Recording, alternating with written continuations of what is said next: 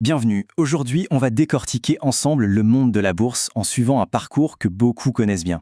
Un parcours qui commence souvent par quelques erreurs, soyons honnêtes, mais qui mène à une vision beaucoup plus claire de ce qu'est l'investissement. C'est un cheminement vraiment classique. Ah, cette phrase, elle parle à tellement le monde, n'est-ce pas? On se lance souvent un peu la fleur au fusil, sans vraiment maîtriser tous les concepts, et ça peut mener à des choix, disons pas optimaux. Mais l'idée ici, c'est justement de transformer cette expérience en de vraies leçons. Alors on commence par où? Eh bien, par le début, tout simplement. Reconnaître les confusions et les petites erreurs qu'on fait tous. C'est une étape super naturelle et même essentielle pour pouvoir ensuite investir de manière plus sereine et plus intelligente. On connaît tous ce sentiment, hein? Cette espèce de quête du Graal, trouver la meilleure action, le moment parfait pour acheter, et au final, on se retrouve juste submergé par l'information, complètement paralysé. On cherche une formule magique qui en réalité n'existe pas.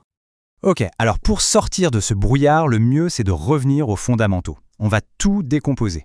Au fond, c'est quoi le marché boursier? En fait, c'est tout simple. La bourse, c'est un grand marché. Sauf qu'au lieu d'acheter des pommes ou des poires, on y échange des titres financiers.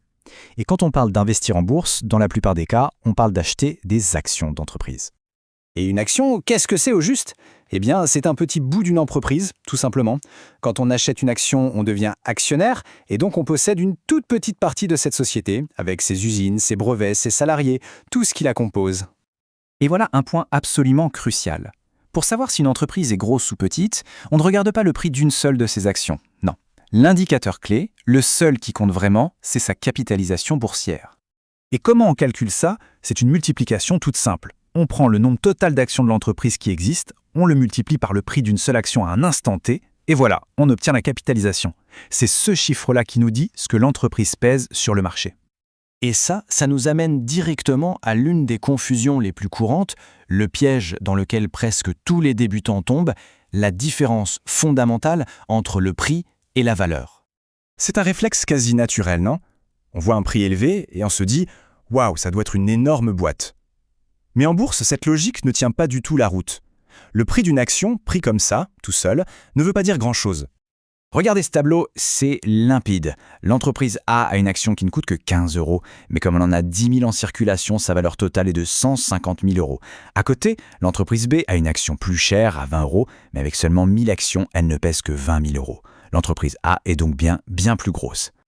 J'adore cette analogie parce qu'elle rend le concept de valeur super intuitif. C'est exactement ça. Comme quand on fait ses courses, on peut se poser la question, est-ce que le prix affiché pour cette action semble juste par rapport à la santé réelle de l'entreprise, à ses bénéfices, à ses projets? Le problème, c'est que parfois, la psychologie de la foule prend le dessus. Un emballement médiatique, un effet de mode, et hop, le prix d'une action peut s'envoler et se déconnecter complètement de la valeur réelle de l'entreprise. C'est ça une bulle spéculative. Et le souci, c'est que quand elle éclate, les prix retombent brutalement.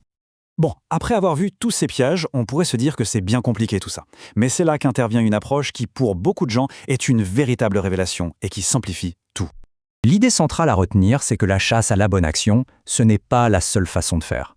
En fait, pour la majorité des investisseurs, ce n'est même pas la meilleure.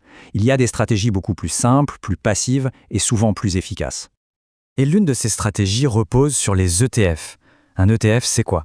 Imaginez que vous puissiez acheter en une seule fois un panier qui contient déjà plein d'actions différentes. Par exemple, un panier avec des actions des 500 plus grandes entreprises américaines. Eh bien, c'est exactement ça un ETF qui suit l'indice S&P 500. Et les avantages sont énormes. D'abord, on est diversifié d'un seul coup, ce qui dilue énormément le risque. C'est aussi une stratégie super simple qui ne demande pas de passer des heures à analyser des bilans. On parie sur la croissance globale du marché. En plus, l'indice se met à jour tout seul. Si une entreprise devient moins performante, elle est remplacée. C'est passif et efficace.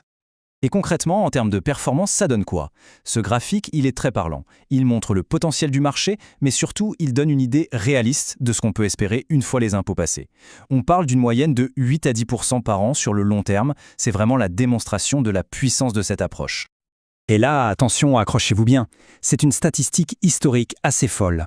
Bien sûr, les performances passées ne garantissent rien pour l'avenir, on le sait, mais le fait est que, jusqu'à aujourd'hui, personne n'a jamais perdu un centime en investissant sur un ETF S&P 500 s'il l'a gardé pendant au moins 20 ans. Ça en dit long sur l'importance de la patience.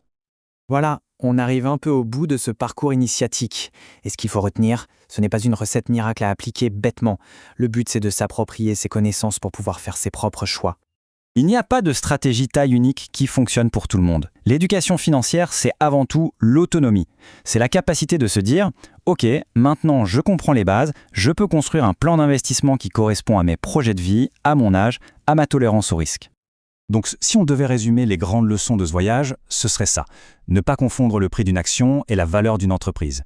Trouver son propre équilibre entre le risque qu'on est prêt à prendre et la performance qu'on espère. Se souvenir que l'investissement est un marathon, pas un sprint. Et enfin que bien souvent, les stratégies les plus simples sont les meilleures.